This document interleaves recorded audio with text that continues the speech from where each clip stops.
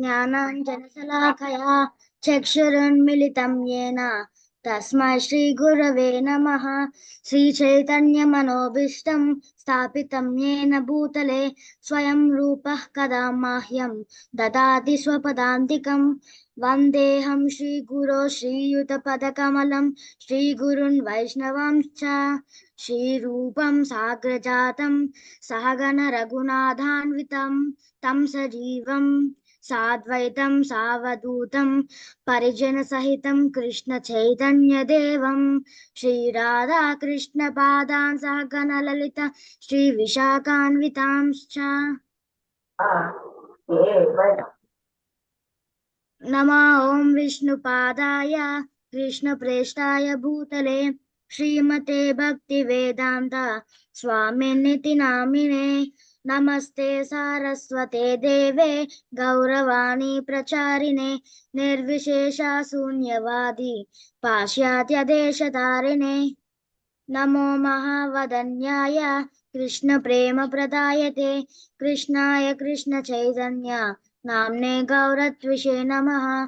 नमो ब्राह्मण्यदेवाय गोब्राह्मणहिताय च जगद्हिताय कृष्णाय गोविन्दाय नमो नमः। हे कृष्णा करुणा सिन्धु दीनबन्धु जगत्पते गोपेश गोपिका कान्ता राधाकान्ता नमोऽस्तुते। तप्तकाञ्चन गौराङ्गी राधे वृन्दावनेश्वरी वृषभानुसुते देवी प्रणमामि हरिप्रिये। ॐ उग्रं वीरं महाविष्णुं ज्वलन्तं सर्वतोमुखं नरसिंहं भीषणं भद्रं मृत्युर्मृत्युं नमाम्यहम्। वाञ्छाकल्पतरुभ्यश्च कृपासिन्धुभ्य एव च पतितानां पावनेभ्यो वैष्णवेभ्यो नमो नमः। जय श्री कृष्ण चैतन्य प्रभु नित्यानंद श्री अद्वैत गदाधर श्रीवासादि गौर भक्त वृंदा।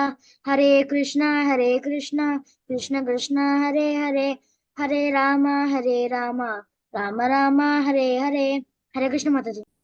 Hare Krishna all of you. Very nice. Okay, ఈరోజు చాలా తక్కువ మంది వచ్చారు. సండే కదా, అంతే ఉంటారు. క్లాస్ పోగొట్టుకుంటారు, మళ్ళీ వాళ్ళకి అర్థం కాదు. రేపు వచ్చి క్వశ్చన్స్ అడుగుతాడు. లైక్ నిన్న ఎవరు అడిగారు, మాతాజీ ఆద్యన్ ఆద్య అని అడిగాడు. ఎందుకు అంతకుముందు రోజే చాలా డిస్కషన్ అయిపోయింది అదే సేమ్ టాపిక్ మీద. మళ్ళీ వాళ్ళకి అర్థం కాదు, మళ్ళీ వచ్చి అడుగుతారు. అలా ఉంటుంది. సో ఓకే, మనం వెళ్ళిపోదాము. సో ఇప్పుడు ఈరోజు మనం 3rd చాప్టర్ 13th శ్లోకాలో ఉన్నాం. ఇది చాలా సంతో యజ్ఞశిష్టాశినః సంతో ముచ్యంతే సర్వకిల్బిషైః భుంజతే తే త్వగం పాపా ఏ పచంత్యాత్మకారణాత్. చూడండి చక్కగా. మళ్ళీ ఒకసారి వినండి. స్పష్టంగా వినిపిస్తుంది అనుకుంటా ఇప్పుడు మీకు. మళ్ళీ ఒకసారి వినండి. యజ్ఞశిష్టాశినః సంతో ముచ్యంతే సర్వకిల్బిషైః భుంజతే తే త్వగం పాపా ఏ పచంత్యాత్మకారణాత్. యజ్ఞశిష్టాశినః సంతో ముచ్యంతే సర్వకిల్బిషైః భుంజతే తే త్వగం పాపా ఏ పచంత్యాత్మకారణాత్.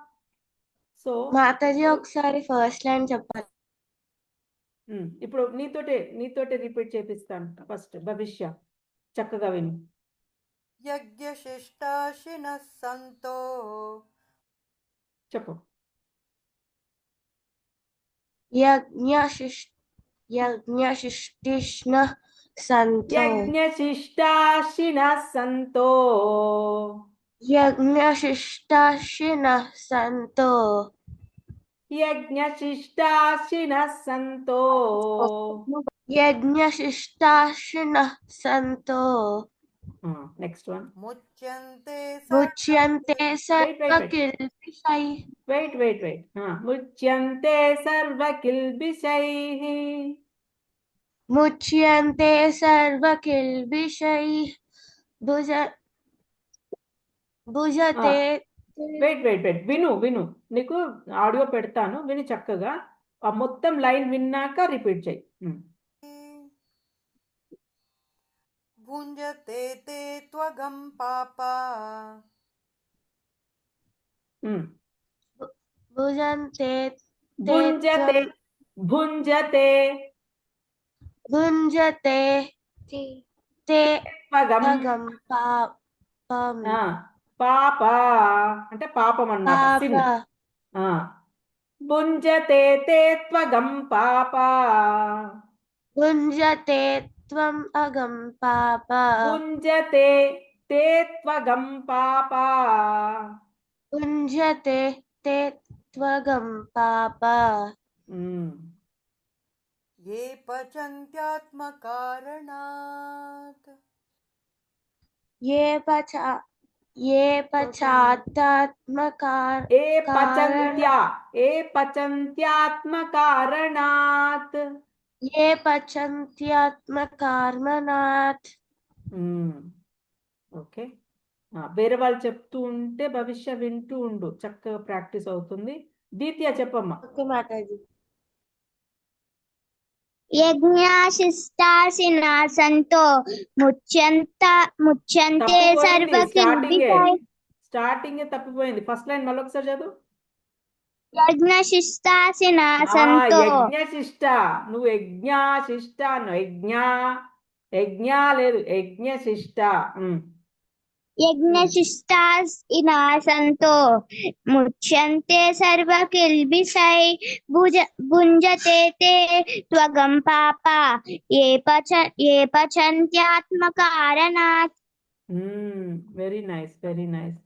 ఓకే, నెక్స్ట్ ఎవరు? మాతాజీ నేను చెప్తా. ఆహ్లా చెప్తాడంట. ఆహ్లా చెప్పమ్మా. యజ్ఞశిష్ట ఇనః సంతో ముచ్యంతే సర్వకిల్బిషైః భుంజతే తే త్వగం పాప ఏ పచంతి ఆత్మకారణాత్. ఏ పచంత్యాత్మ, అంతే, ఆత్మ అంతే, ఏ పచంతి కొంచెం విడగొట్టావు. ఆత్మకారణాత్. ఓకే, అనన్య చెప్పు. యజ్ఞశిష్టాశినా సంతో ముచ్యంతే సర్వకిల్బిషైః భుంజతే తే త్వగం పాప ఏ పచంతి ఆత్మకారణాత్. చాలా బాగా చెప్పావు, వెరీ నైస్, వెరీ గుడ్. నేను చెప్పచ్చా? ఇక్ష్వాక చెప్పు. యజ్ఞశిష్టాశినా సంతో ముచ్యతే సర్వకిల్బిషైః. ముచ్యంతే తప్పిపోయింది, సెకండ్ లైన్. ముచ్యంతే సర్వకిల్బిషైః కిల్బిషైః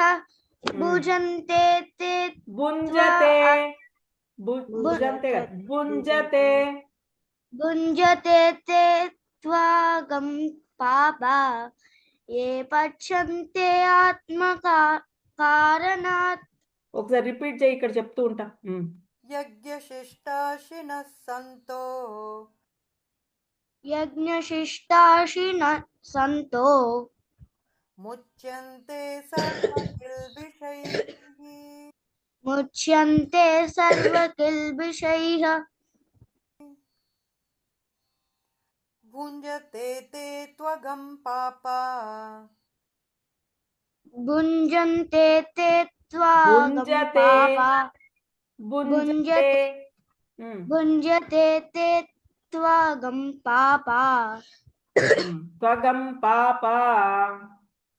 త్వగం పాప ये पचन्त्यात्मकारणात् ఏ పచంత్యాత్మకారణాత్. వెరీ నైస్, అది అలా. ఓకే, మాతాజీ నేను చెప్పొచ్చా ఇప్పుడు? ఎవరది? భవిష్య మాతాజీ ఇప్పుడు నేను చెప్తా. ప్రాక్టీస్ చేసాం మాతాజీ. సరే చెప్పు. యజ్ఞశిష్టశినః సంతో ముచ్యంతే సర్వకిల్బిషైః భుజతే తే త్వగం కిల్బిషైహి అనాలి. కిల్బిషైహి. చెప్పు. కిల్బిషైః భుజతే తే భుంజతే. త్వగం భుంజతే తే త్వగం పాప ఏ పచంత్యాత్మక కారణాత్. చాలా బాగా చెప్పావు. ఇప్పుడు దీని గురించి కొంచెం ఒకసారి మాట్లాడుకున్నాక మళ్ళీ కొందరితోటి మళ్ళీ చెప్పి. ఓకే. సురేందర్ హ్యాండ్ లేపాడు. సురేందర్ని అడుగుదాం. మ్యూట్ చేసుకో హన్విక. సురేందర్. మాతాజీ నేను రిపీట్ చేసా మాతాజీ. అదే రిపీట్ చేయి. యజ్ఞశిష్టాశినः సంతో యజ్ఞశిష్టాయ సన్నస్సంతో యజ్ఞశిష్ట యజ్ఞశిష్ట శినసంతో చినస్సంతో ముచ్యంతే సర్వకిల్బిషైః ముల్కట్టే సర్వ విజయ్ ముచ్యంతే ముద్యత్తే ముచ్యాచ ముచ్యంతే ముత్యత్తే సర్వకిల్బిషైః సర్వ కిల్వ విజయ్ సర్వకిల్బిషైః కిల్ కిల్ సర్వ కిల్ విజయ్ బిషైః బిషై బిషైః విషయ్ సర్వకిల్బిషైః. సర్వ విజయ్ కిల్ సహి. ఇగో ఇక్కడ ఉంది చూడరా. ఇదిగో సర్వకిల్బిషైః కదా. సర్వకిల్బిషైః సర్వ కిల్ విజయ్ బిషైః బి బి బిషైః. విషయ్ మళ్ళీ ఒకసారి విను. యజ్ఞశిష్టాశినः సంతో ముచ్యంతే కృష్ణ ముచ్యంతే సర్వకిల్బిషైః. ముత్యత్తే సర్వ విజయ్. మళ్ళట విజయ్ అంటాడు. ఎవర్రా విజయ్? నెక్స్ట్ చదువు. భుంజతే తే త్వగం పాప భుంజతే భుజ్యతే బుం బుం భుంజతే భుంజతే తే త్వగం తేత్వదం పాప పాప ఏ పచంత్యాత్మకారణాత్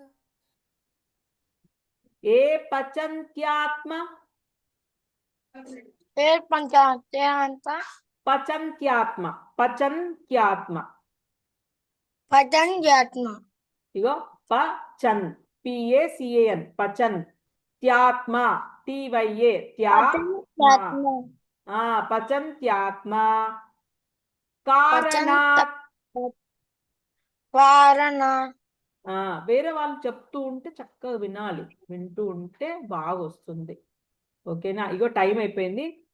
చెప్పండి. వాంఛ కల్పతరుభ్యశ్చ కృపా సింధుభ్య ఏవ చ పతితానాం పావనేభ్యో వైష్ణవేభ్యో నమో నమః. గ్రంథరాజ్ శ్రీమద్ భగవద్గీత की जय. శ్రీల ప్రభుపాదికి जय. अनंत कोटि वैष्णव भक्त वृंद की जय. हरे कृष्णा कृष्ण कृष्ण हरे हरे हरे राम राम राम हरे हरे. హరే కృష్ణ. టైంకి రండి 7:30కి. రోజు బాగుంటుంది. Very nice. Thank you very much. Hare Krishna Mataji. Hare Krishna. అందరు చక్కగా వినాలి. వింటేనే వస్తుంది మీకు, లేకపోతే